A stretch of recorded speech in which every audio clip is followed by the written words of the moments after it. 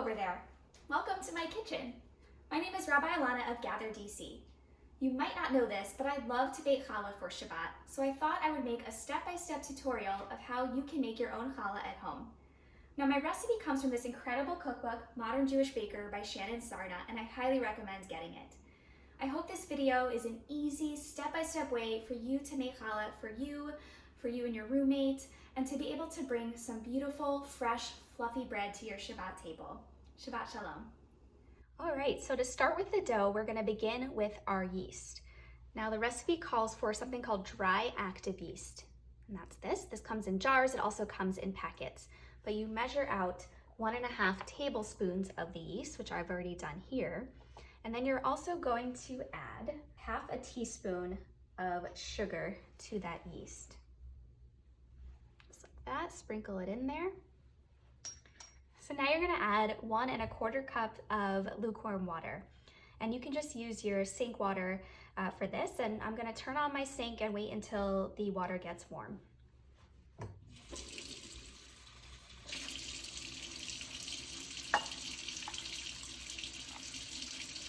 1.25 cups.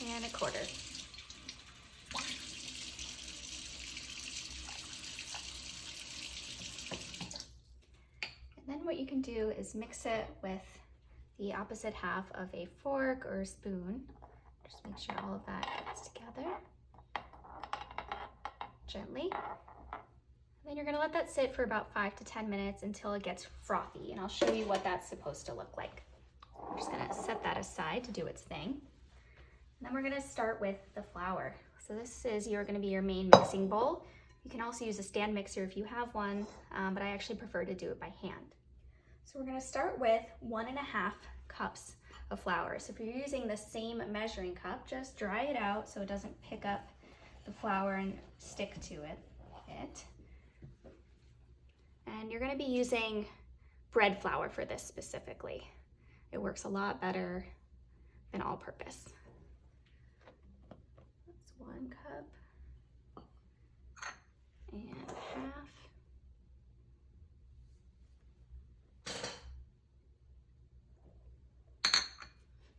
Okay, and then you're gonna add 1/2 tablespoon of salt. Just regular salt like this is good.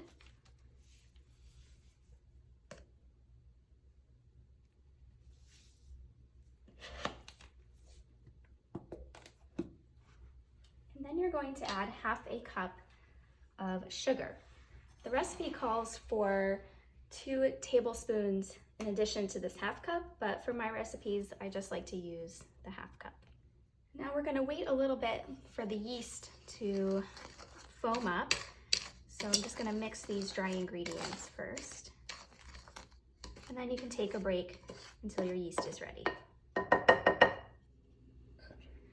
Taking a look at my yeast, I know that it's ready because it's definitely frothy. It's grown in the last couple of minutes. There are bubbles popping out from the top, and when I pour it a little to the side, I can just see the residue of froth on the bowl. So that's how you know that it's ready. And again, if your yeast doesn't look like this, just wait a little longer until it does. It's worth the wait. This is a crucial step in the dough making process. So I'm gonna pour in my yeast. You can hear it bubble even just pouring in, it's great. And then you're gonna add 1/4 cup of vegetable oil.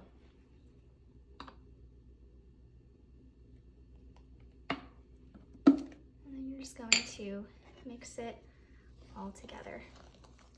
At this point, your dough should be very liquidy. It's okay, it's a bit lumpy too. All right, you're gonna add another cup of your flour.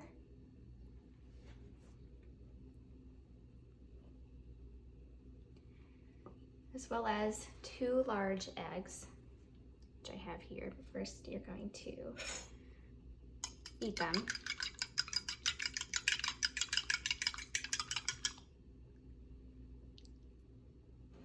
Okay, then you're gonna keep mixing.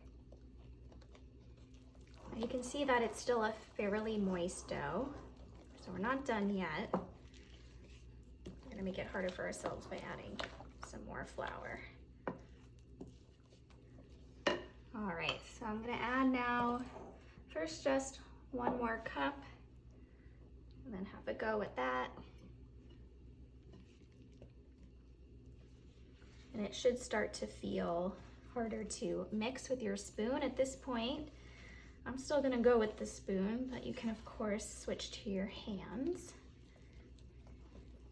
All right, another cup of flour. Still way too liquidy. All right, so now it's a bit too heavy, so I'm gonna switch to my hands.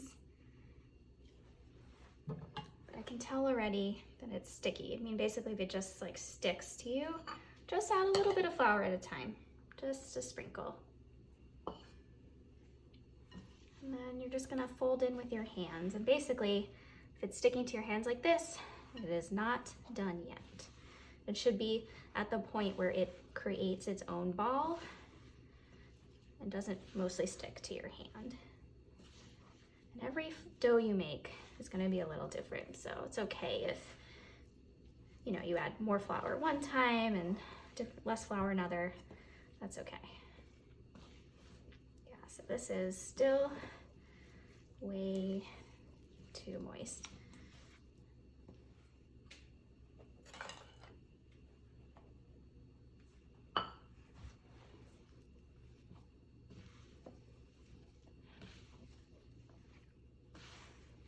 You can already see that it's forming its own shape. Usually if you do it about 1 to 3 times, just the sprinkle of flour, that should do it. Like, here we go. It's no longer really sticking to my hand. Now, as you can see, I am not an expert kneader. I don't really have a technique other than just making sure the dough is pinched a lot and I put some strength into it. The other thing I'll say is that the recipe will tell you to clear your surface and sprinkle it with flour and do this on the surface. But if you don't have a lot of surface space, just do it in the bowl. I always do it like this in the bowl and have never had an issue.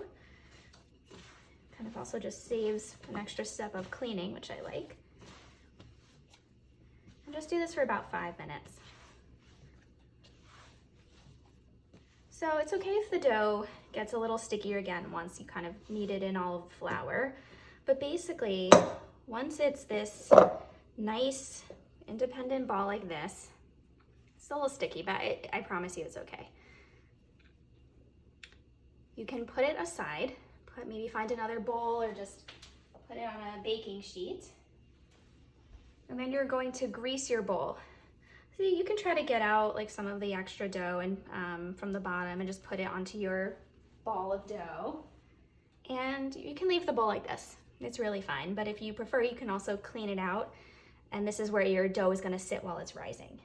So you're just gonna take a little bit of vegetable oil, pour it inside, and then with your hands, just grease the sides all the way up because ideally it will rise. And this will make it a lot easier for the dough to come out once it's done. Okay, that's it. And then grab your ball and place it inside. Now there are 2 ways that you can rise your dough. The first is by putting a kitchen towel over your bowl and setting your bowl on top of the oven. And I like to turn the oven on to warm so that it helps the dough rise. But if you don't have that kind of time, you can put your dough in the refrigerator overnight or for up to 24 hours. So if you're gonna do that, just put some saran wrap or tin foil over your bowl so that it's protecting the dough. All right, so we'll see you when the dough has risen. So I just removed my dough from the fridge after it was sitting there overnight, and I took off the saran wrap, and it was bubbly. And then after I took the wrap off, the air kind of came out and it looks like this, and that's perfectly fine. But we can see that the dough has more than doubled in size. And we're gonna make 2 different kinds of challahs. This recipe makes for 2 loaves because on Shabbat, we eat 2 loaves of challah to represent the double portion of manna that the Israelites received while wandering in the desert. So what I'm gonna do is sprinkle my surface with some flour. Okay,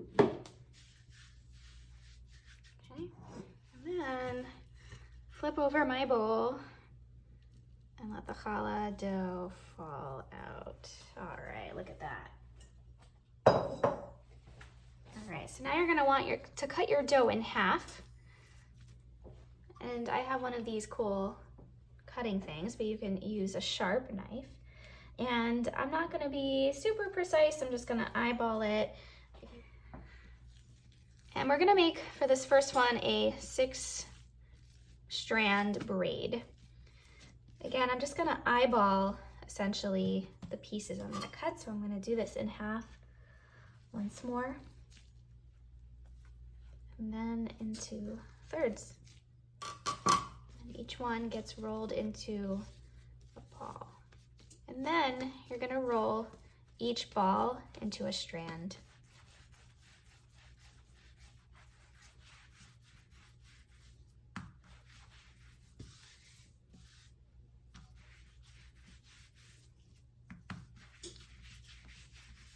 And you wanna roll it fairly long because it does contract on itself. Okay, so now what you're going to do is line up your 6 strands together,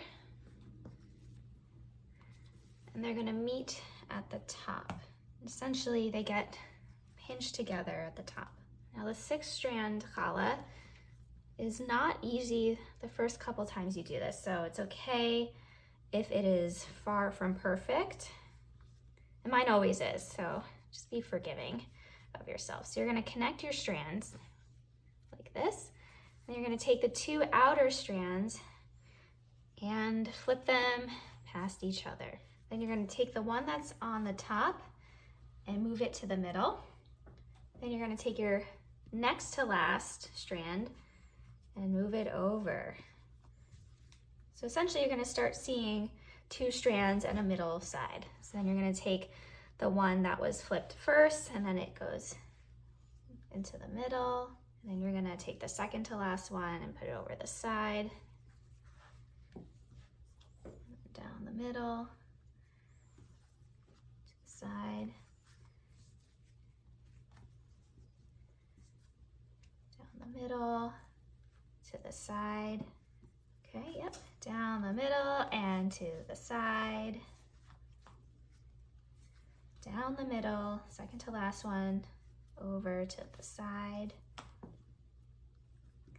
down the middle, to the side.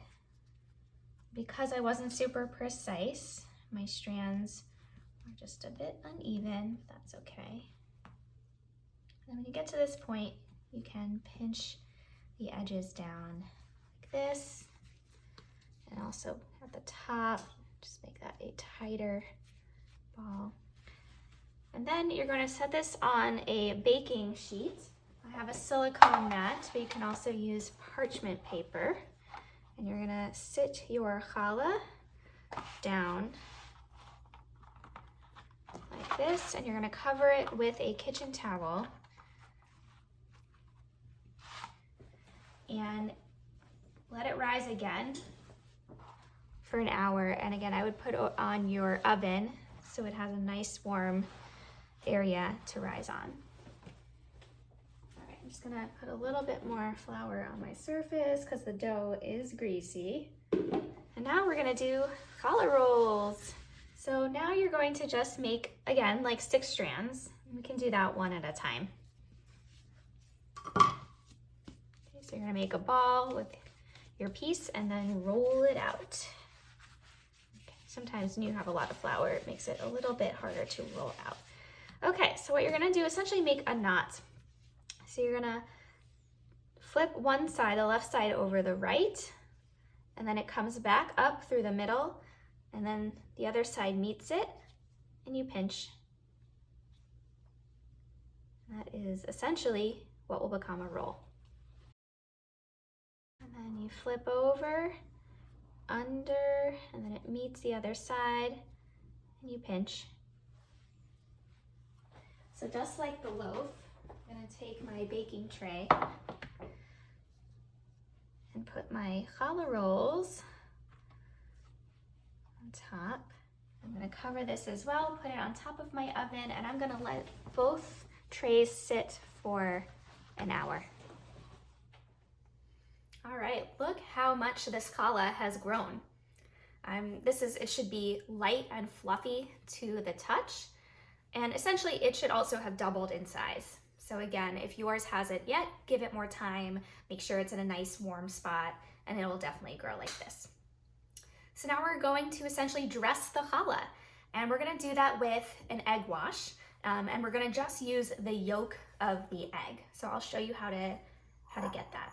We're gonna crack the egg, and then open it up, and we're gonna let the white just flow out. We're not gonna use the white part, but just let that flow out, and then transfer into the other part of the shell.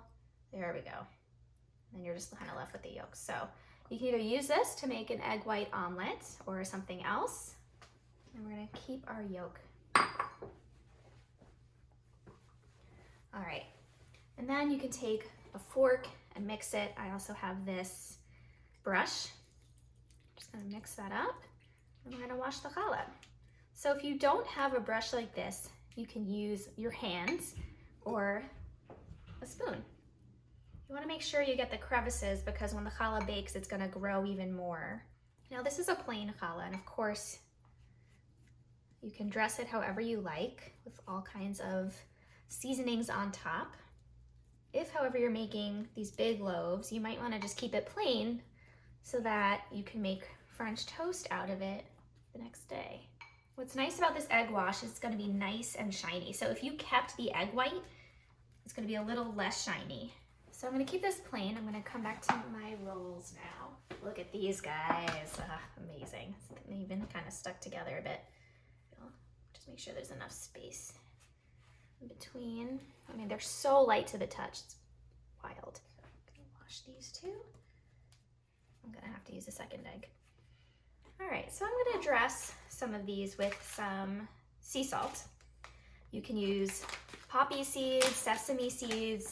If you have the amazing Trader Joe's everything bagel topping, that goes really well. So I'm just gonna put some bit of salt on these.